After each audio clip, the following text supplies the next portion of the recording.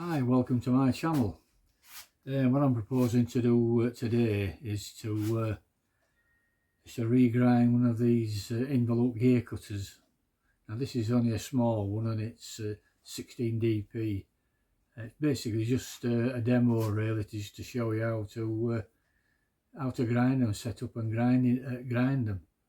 They're quite easy to do. There's no fancy fancy setup really. It's just the main thing with these is you just got to be careful you don't catch the profile, because if you do it'll ruin the cutter. Although catching one tooth probably won't make a lot of difference, but you got to be careful with them because they are a bit easy to catch. With an Involute cutter, it's a constant form on it, and no matter how much you grind off the front, the profile doesn't alter, and it's constant all the way. You can really grind it to a thin tooth, so it's not advisable really. And when I mention about the grinding wheel being hollow, it has to be hollowed out slightly because you don't want it rubbing. This is just an example of a front face of a cutter. You don't want it rubbing. It doesn't want to be cutting flat. You got the whole area of the wheel there, and what you need to do is you just tilt the wheel head slightly, about a degree or half a degree, so it's not cutting on the full face, but it's cutting slightly away. This is exaggerating. I don't know whether that can be seen. It's a bit awkward. It needs to be cut. It needs to be cutting like that, not like that. So the wheel is actually tilted round slightly, so it cuts on the edge of the wheel there. So this is vastly exaggerated, but it just gives you an idea. If you have the wheel cutting like that, you've got the whole area of the wheel there, and it can glaze the wheel and load it up, but it can get hot. So by just tilting the wheel over half a degree or a degree and grinding that way, it's just cutting on a small area of the diameter, and it won't make any difference to the form of the cutter. It really, it's a very slight curve it'll be, but you'll never ever notice that. But that's what you need to do.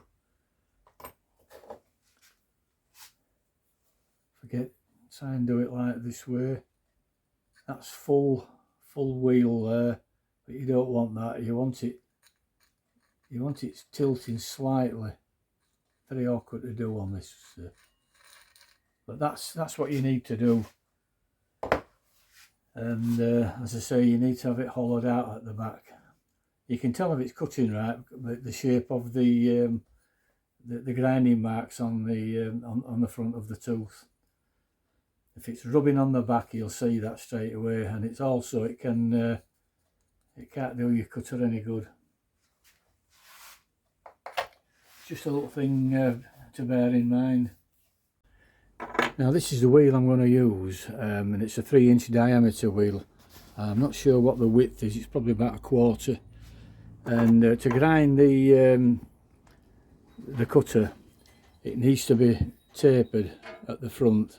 It needs a small angle there, so that it actually clears the wheel. You don't want the back end fouling, and it's just a matter of backing off that. And as I mentioned, you need to hollow it out slightly at the rear. Now this wheel is a little bit on the fine side. I'm not too sure that the grit, I think it's 100. An 8 is probably the best. But anyway, it should do. But the first thing I'm going to do now is just back it off. Of course, got the extractor there because there'll be a lot of dust flying about, and you don't want to be breathing that in. Always use safety glasses, always. Well, what I'm going to use to dress this wheel is this curious thing. It's a series of diamonds in a holder. I've had this years. I got it given by an old workmate, and it's ideal for dressing that side of the wheel.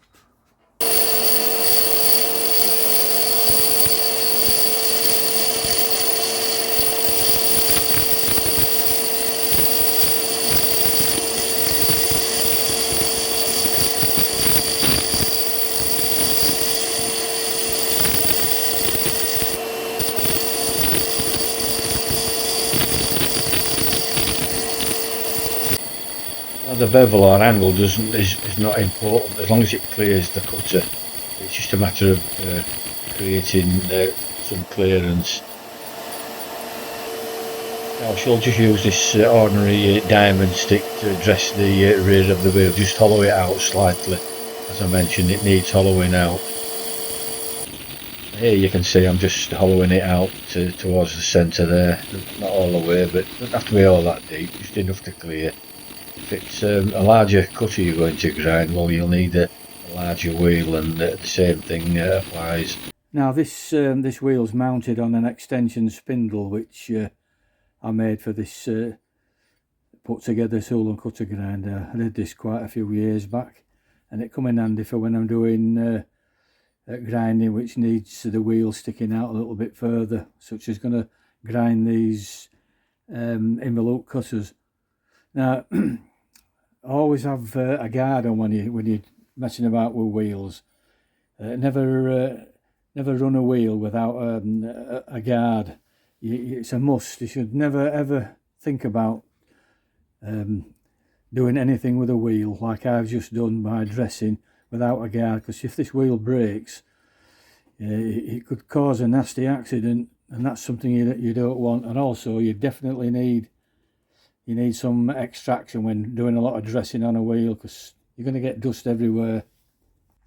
Now, quite a few years ago, when I was in the tool room, I once worked on a tool and cutter grinding machine called a Monoset by Cincinnati.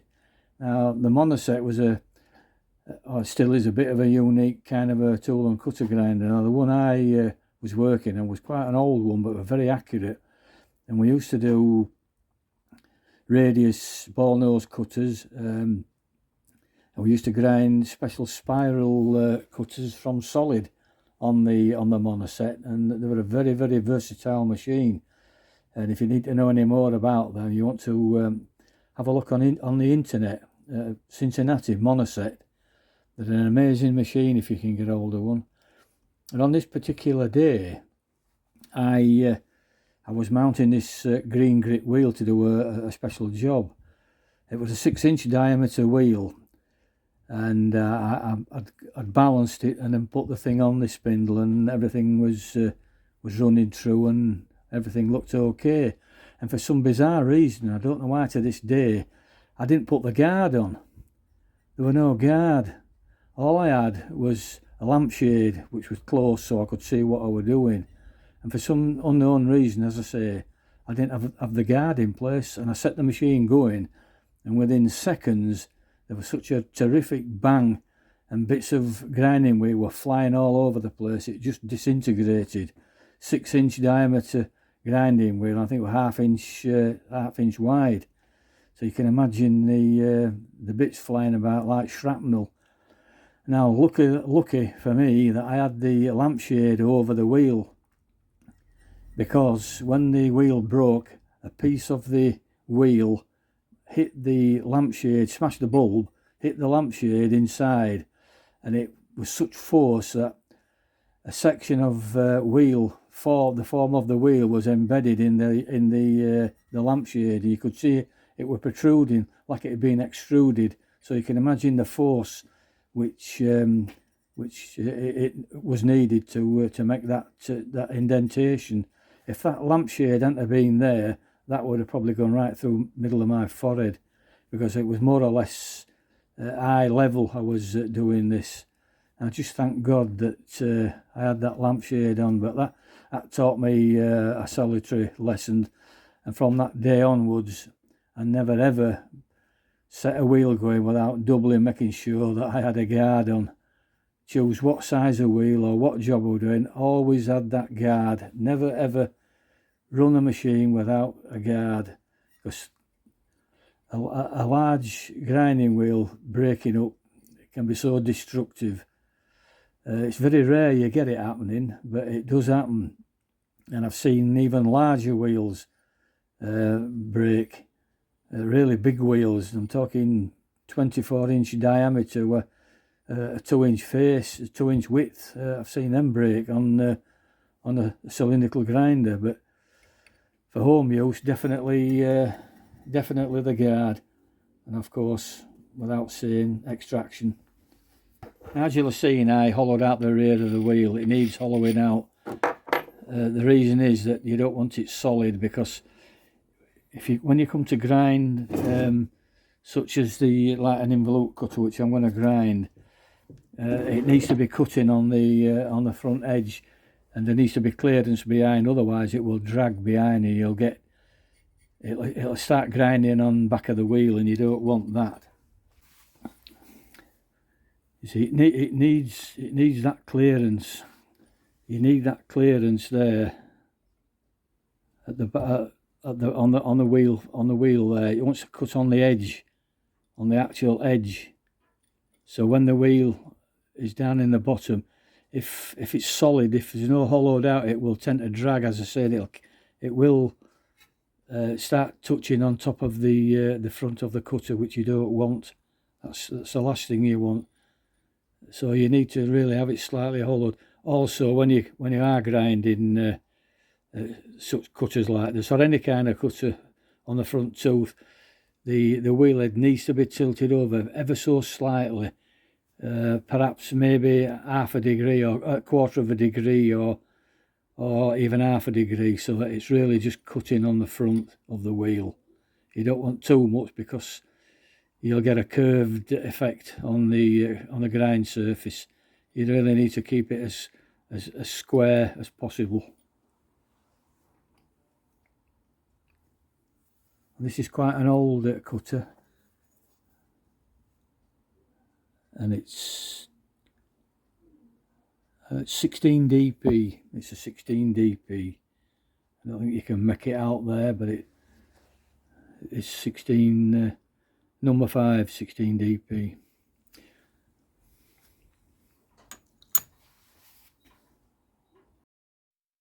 Well, here's the workhead now, with the new barrel, which I've just turned up and put some new index holes in.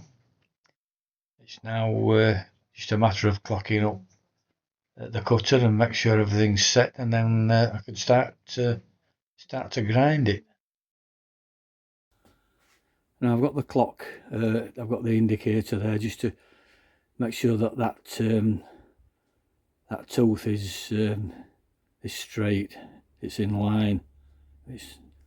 It's not really critical, but I like to just make sure that it's within reason.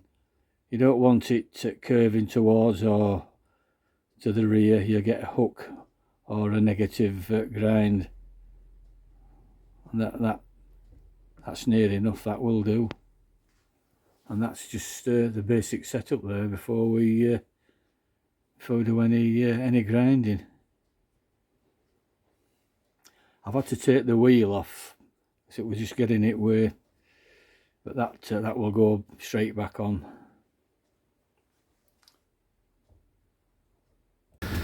Well, I've got my new barrel on now, and I've got extra holes drilled in for different indexes, and we're almost ready now to grind up. I've already lined it up with the clock. Don't have to be super accurate, as long as it's somewhere near, because what you normally do is just move it slightly backwards or forwards so it cuts on the front face,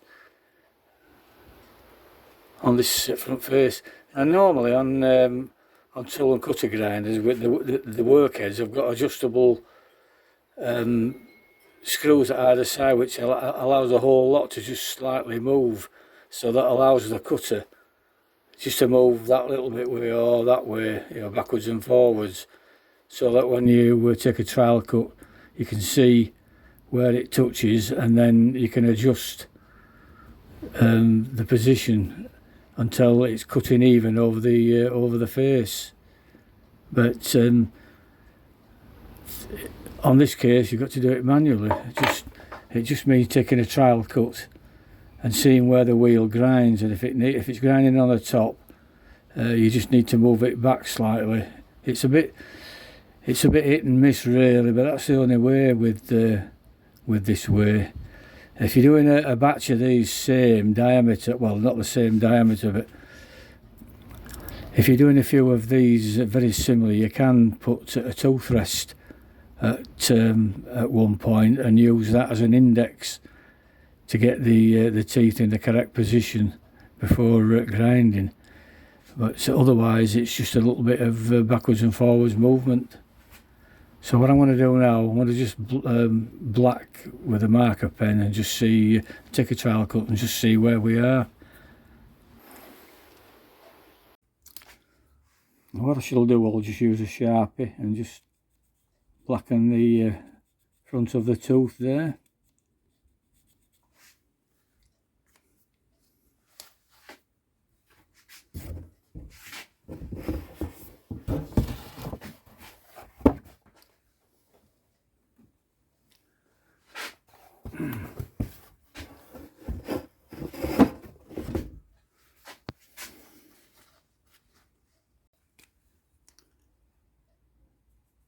I've just used a Sharpie now just to blacken the front of the tooth, and then we'll take a trial cut. It doesn't have to be super accurate, as I mentioned. As long as it's touching on what's more or less been on before, you should be okay. Let's see if I can get a bit more light on that. A little bit tricky.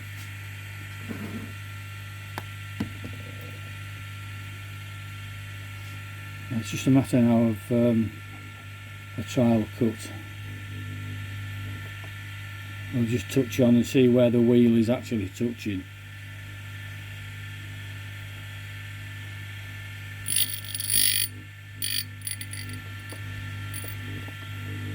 Well, that's touching at the top there, as you can see. Or can't, you might not be able to see it, but let's have a look. It's just touching on the top there, which is no good. So it needs to be moved backwards slightly. So I'll just turn off.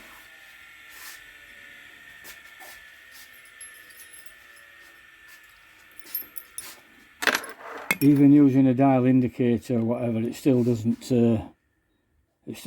make it square. I'll just move it back, and then we'll try again.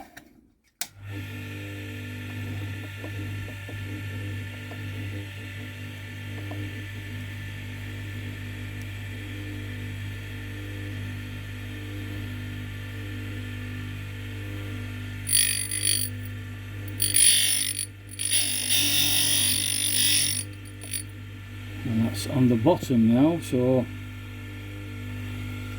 it just needs bringing forward ever so slightly. And this is where the adjustable workhead, which I mentioned, you know, you wouldn't need to do this by just adjusting either one. It would bring it forward or backwards, and this makes it a little bit awkward.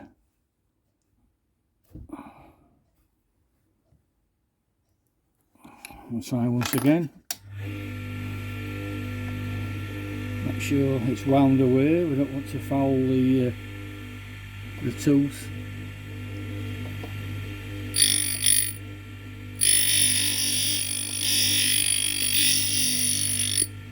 And that looks about right.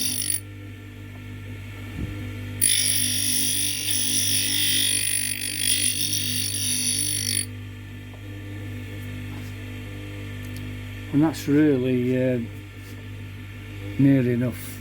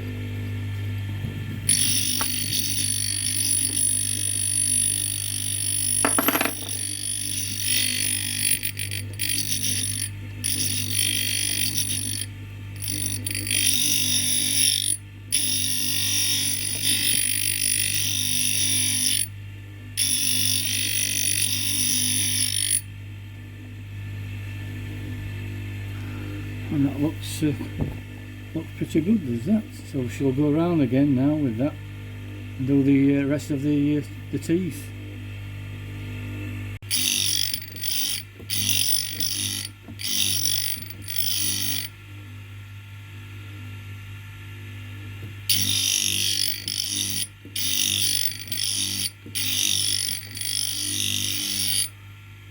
Right, that's the first tooth, and I've set my index on the dial there, which I've actually got markings on the dial now, and it's at 1, number 1.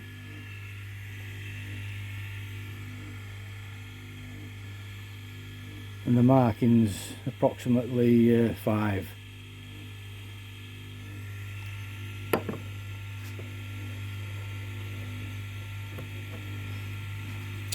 It's just a matter now of winding off, going round to the next.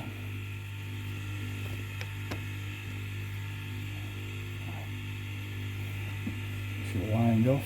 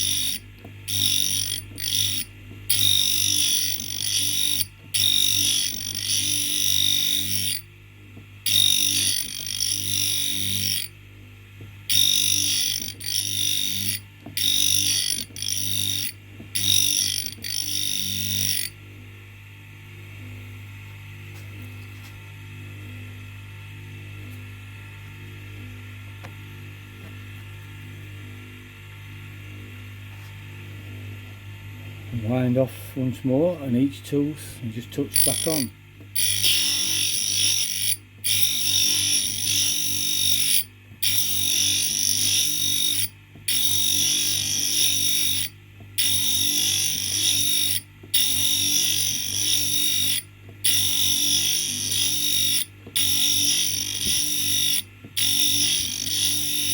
Now sometimes if it's, you can hear the wheel overloading slightly, and that means that the wheel actually needs just a little bit of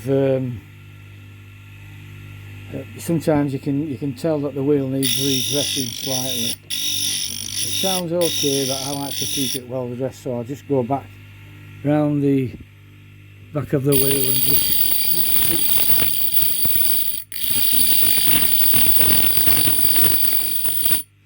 slightly roughen the wheel.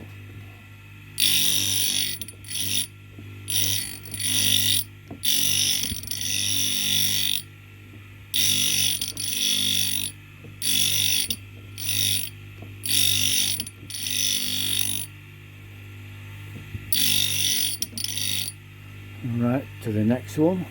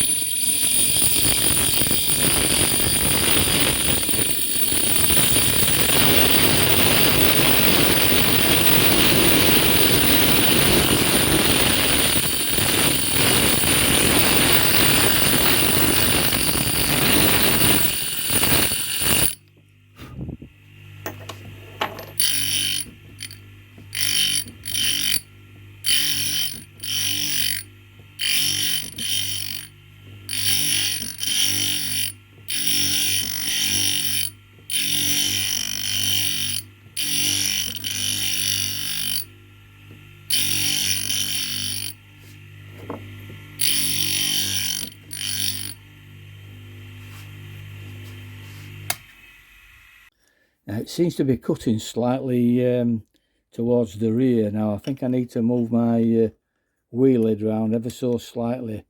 As I mentioned earlier, sometimes a degree to half a degree or even slightly less will make the wheel cut cleaner. So it's just a matter of bringing it round.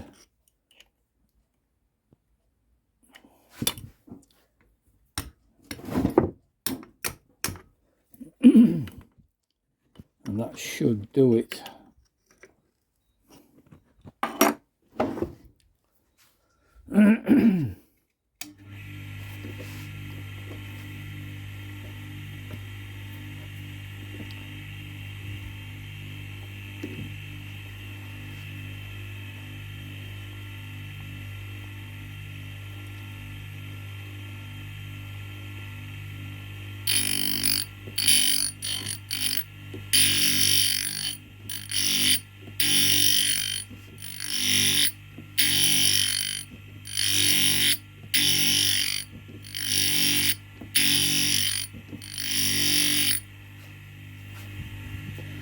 Bring the next tooth round, make sure that the index head is firmly locked. We don't want any play.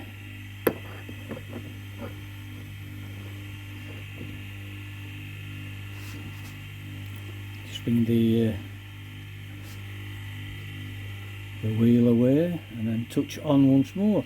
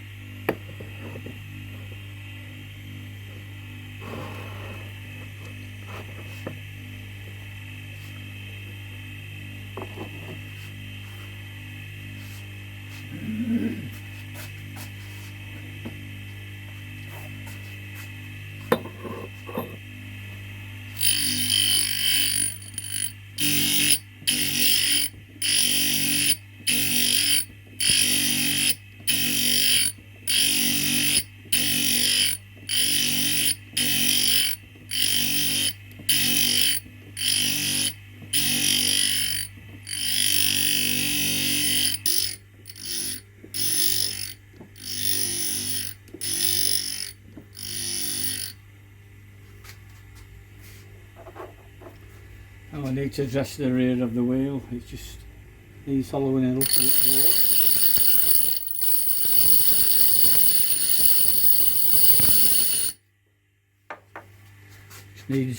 Just needs a touch, and it just roughens the wheel up.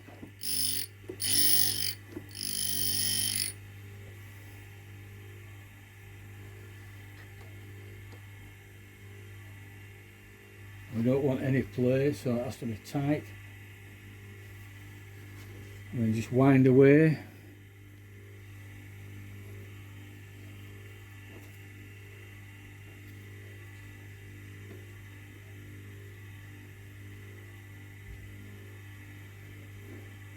And take note of the number.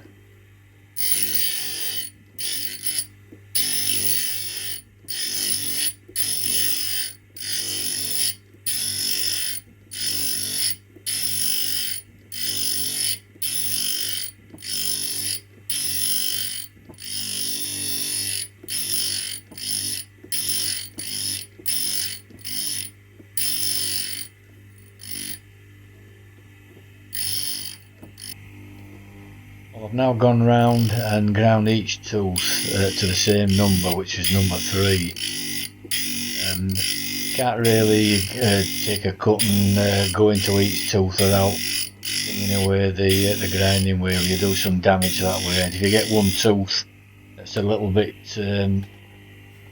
more on the rest of them, which you normally will find anyway, you've really got to just back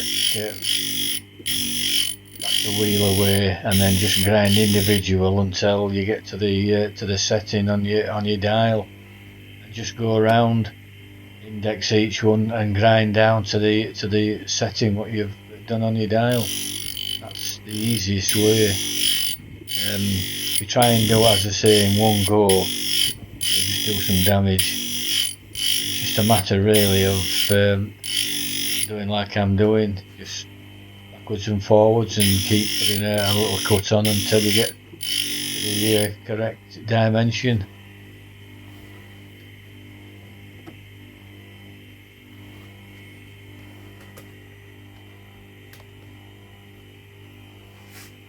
You also need to just keep occasionally dressing the wheel just to roughen the edge, the cutting edge of the wheel. And of course, it means that when you do that, it alters the index on your dial, so you've got to allow for that. If you don't dress it now and again, it'll start glazing, and you'll end up burning the tooth, or worse than that, the wheel could break. Number 3 again there, keeping consistent. Best thing to do is to just go around like I'm doing and grind each tooth, and then when you get to the last tooth, just lightly touch on and go around once again to the setting on your dial. Then your teeth should all be equal. And that is the last tooth. And we're on number 3. So the next one should automatically be number 3. I'm here at the start, and I'm just going around once again now with a light cut, and that will do.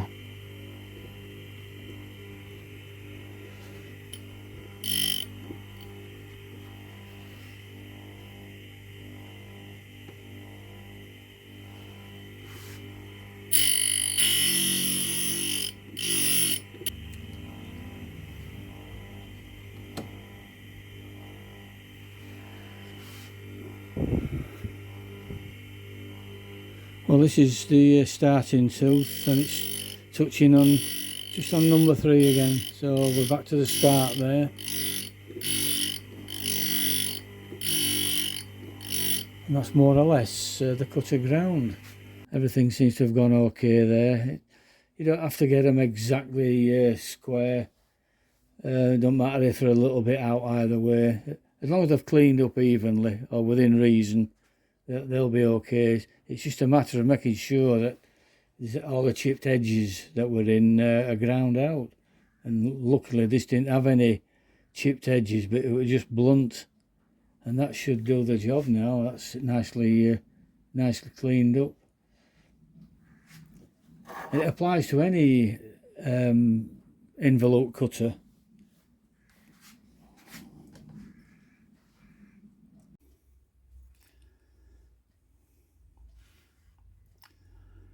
And here's the finished, the freshly ground cutter.